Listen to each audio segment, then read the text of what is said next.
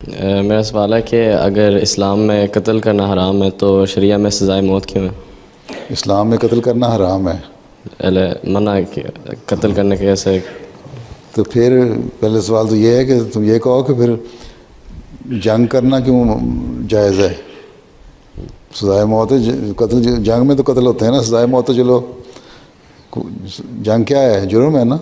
जी हैं जी अल्लाह ताला ने जब जंग की इजाज़त दी थी, ठीक है, सूरत हज में इसका ज़िक्र है, जबकि इसलिए इजाज़त दी गई है तो मैं कत्ल की कि अगर अब ना रोका गया तो ये लोग जुल्म में बढ़ते जाएंगे।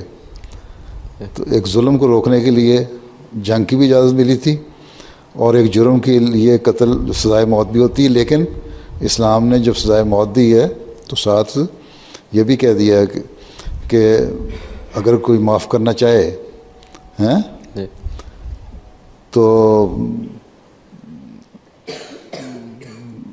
माफ़ भी किया जा सकता है उसको, लेकिन वो जिसका कत्ल हुआ है वो माफ़ करेंगे।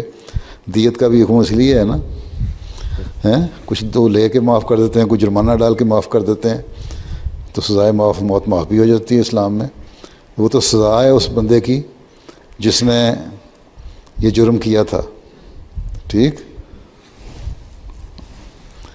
एक दफ़ा एक शख्स ने किसी को कत्ल कर दिया, उसके रिश्तेदार मुकदमा पेश हुआ, उसको फांसी देनी थी, तो उसके रिश्तेदारों को बुलाया। हज़रत सल्लल्लाहु अलैहि वसल्लम ने आपने फरमाया कि तुम इसको माफ़ करते हो?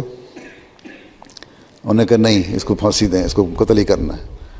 फिर वो लेके जाने से जब कत्ल की जगह पे उन्होंने कहा, फिर तुम दूसरी दफ़ा पूछा माफ़ करते हो? उन्होंने कहा नहीं हम नहीं माफ़ करते, इसको कत्ल करें, ये कातिल है हमारे रिश्तेदार का या अजीज़ का, भाई का। फिर तीसरी दफ़ा पूछा, उन्होंने कहा नहीं, अच्छा कर चले गए, उसको तो कत्ल की सज़ा मिल गई, मौत। लेकिन हज़रत सल्लल्लाहु अलैहि वसल्लम ने फरमाया कि अगर ये माफ़ कर देता इस भाई को तो ये उसके गुनाह भी उसके सर पे होते और इसके गुनाह भी उसके सर पे चले जाते, बख्शिश डाल देते। तो ये तो रहम का सलूक है जो इस्लाम करता है। ठीक।